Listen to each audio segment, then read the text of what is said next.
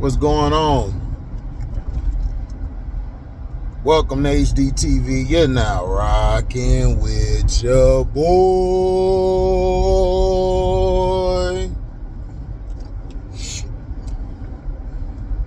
So we had the Hall of Fame game last night. Mainly offense early on in some parts of the game, and then the defense buckled down, and then rainstorm came with lightning and everything, and basically just ended the game because of weather. Bears won that game, so it's like, all right. The depth that the offenses look like they're going to be pretty good for the Texans. They'll have depth. So do the Bears. Got to see how many more preseason games they got left. I don't judge off of one. I think they got two more. Left.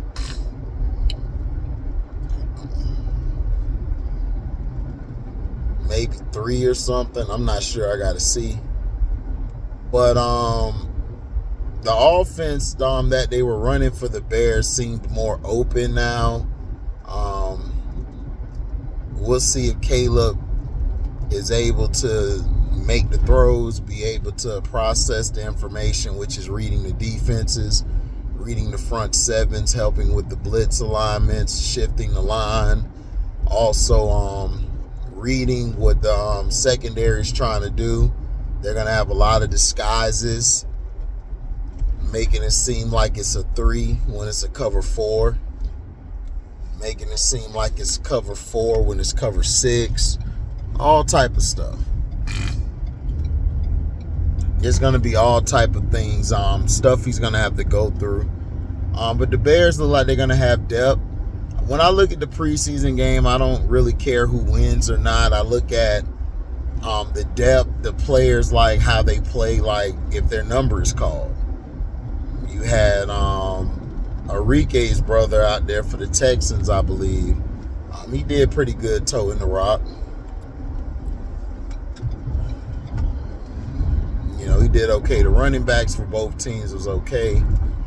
Defensively, looks like it's going to be, it was the first game, but they're trying to do a lot by taking away from the defense. They did allow some hits from the defense to the offense, which was surprising.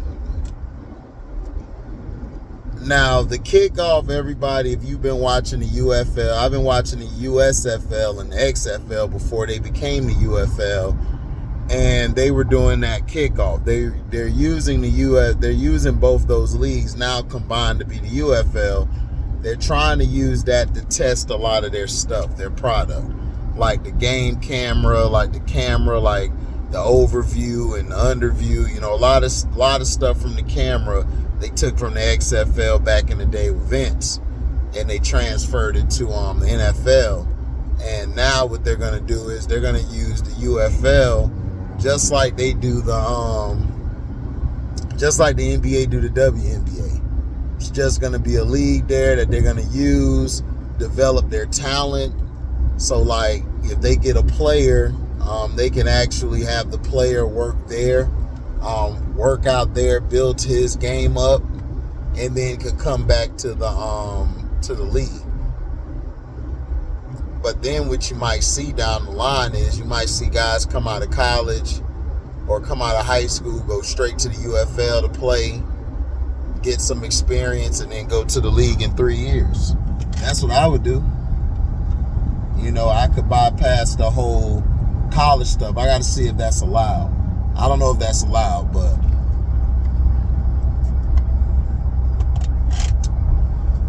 it's great to see some football back.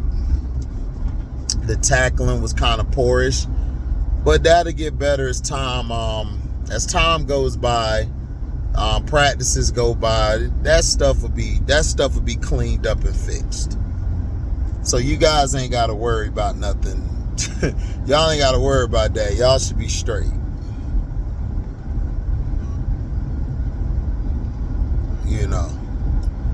The Bears are going to be dangerous this year. This is why I said the Packers, Lions, and Bears could potentially have 3 teams come out their division.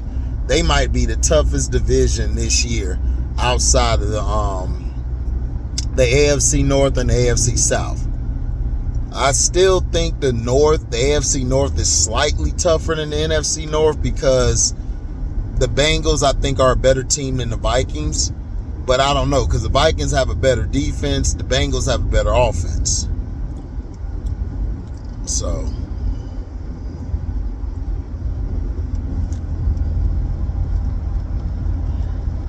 we'll see. We'll see. It's going to be interesting. I wish we could have got the rookie out there to play, but I understand. They'll probably have Caleb play the next game. But to me, if you're a rookie or a vet or first person, doesn't matter. To me, they should play. Get your butt out there and play. But they've always done this for the Hall of Fame game where guys didn't show up or guys was like, whatever, be there next time or something. So that's how I look at it.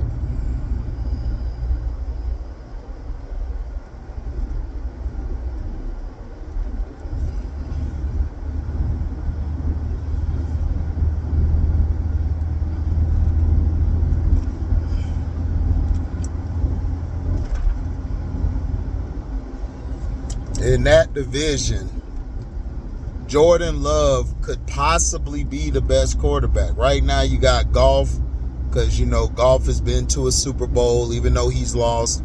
He's been to 2 NFC championships. So his resume is looking pretty good. He's a solid game manager. That's what he is. People got mad because Cam said it, but he is. He's a game manager.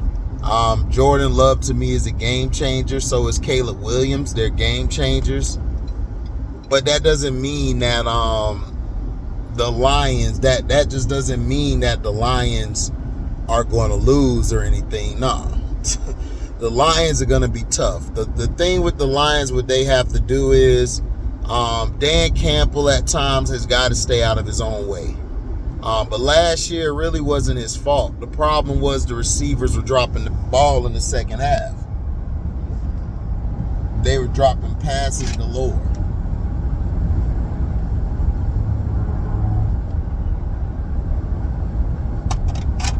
Funny how they started dropping stuff.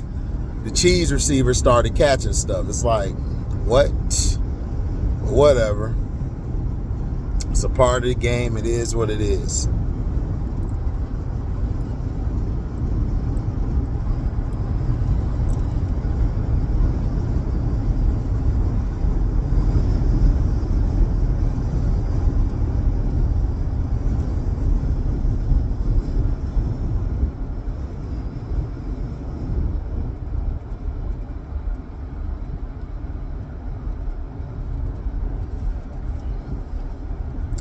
Now, Green Bay also has a problem. Is Matt LaFleur going to actually coach a great game plan this year? Is he going to utilize the run game? Because now they got Josh Jacobs. You got Josh Jacobs on the squad.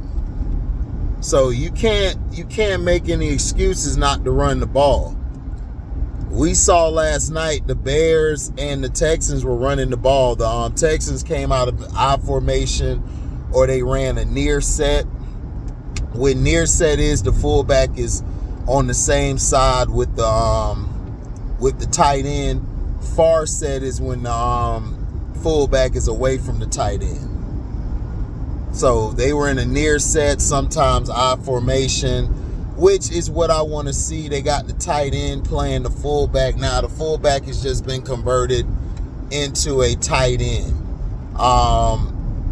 That's what they're doing now. I don't really like that. You might as well just run a single back, because they're really running single back I formation.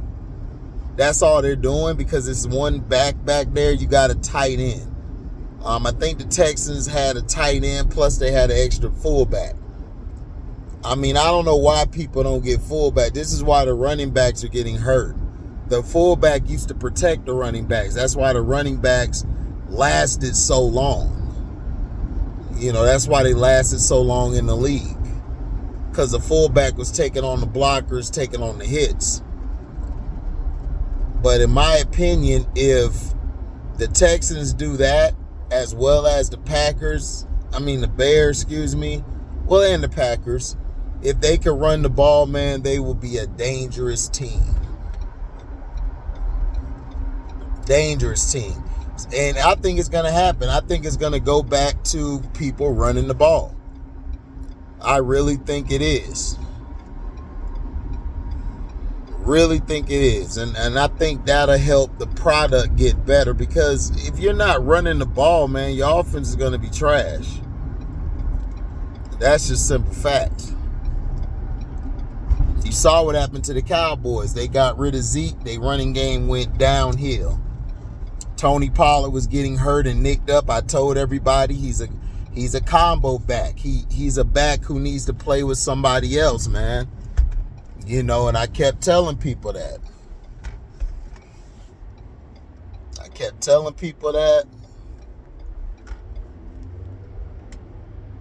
And people weren't listening to me. Still the king, the only person that was listening to me, saying like, yeah, man, we should have kept Zeke. But see, what you should have done was you should have added another running back. See, the Giants won their first Super Bowl in a long time. Wasn't because of Eli. I get tired of people hyping this boy up. Eli won shit. Eli made some clutch plays, but Eli is nothing more than a regular game manager. That's all he is. And sometimes he's bad at that shit. But he was just a clutch game manager. Now you had Jacobs, you had Dedrick Ward, you had Ahmad Bradshaw. Ahmad Bradshaw, Brandon Jacobs will wear you down, and Dedrick Ward come in there and handle his business. That's why the Giants were able to win, because they kept a fresh staple of backs. You want to keep your backs fresh going into the fourth quarter, because when you go into the fourth quarter with your backs healthy, man, you're gonna wear the defense down. That's what happened with the Chiefs, what they did to the Ravens. The Chiefs gave the ball to Pacheco because Mahomes been playing like dirt crap. Mahomes been playing like crap the last 3-4 years. So you either have a good running game or you have a playmaker like a Tyreek Hill that saves them. But in this case, Pacheco did his job.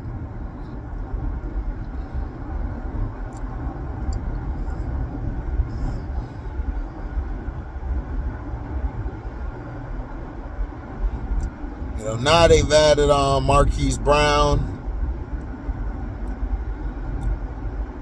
We'll see what he does.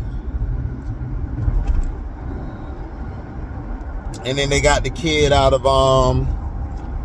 Texas, Worthy. We'll see what he does. But the Chiefs should be poised to go for a three-peat. Do I think they get the three-peat? I don't.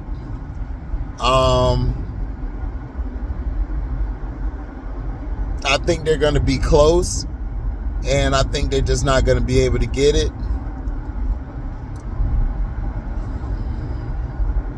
But it's going to be real interesting, because they got rid of Snead. Snead is in Houston. Houston's going to be dangerous. Houston, I think Houston's gonna be tough. The Colts are gonna be tough as well. The Colts are gonna be very dangerous. I don't see the Jaguars making it out of there. So I don't understand the Trevor Lawrence thing. But last night's game showed just how the depth on offense will be. Defensively, they got to pick it up. These next coming weeks, these guys got to pick it up, because when the season start,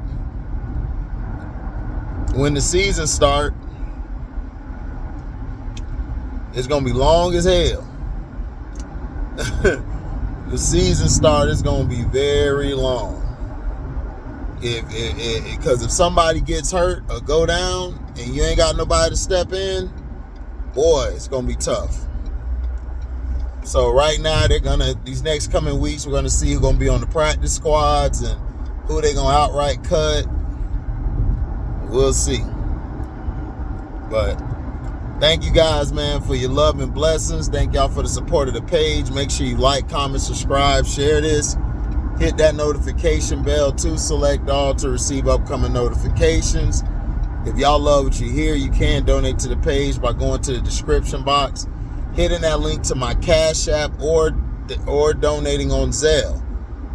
You guys can super chat me. Yeah, you guys can super chat me.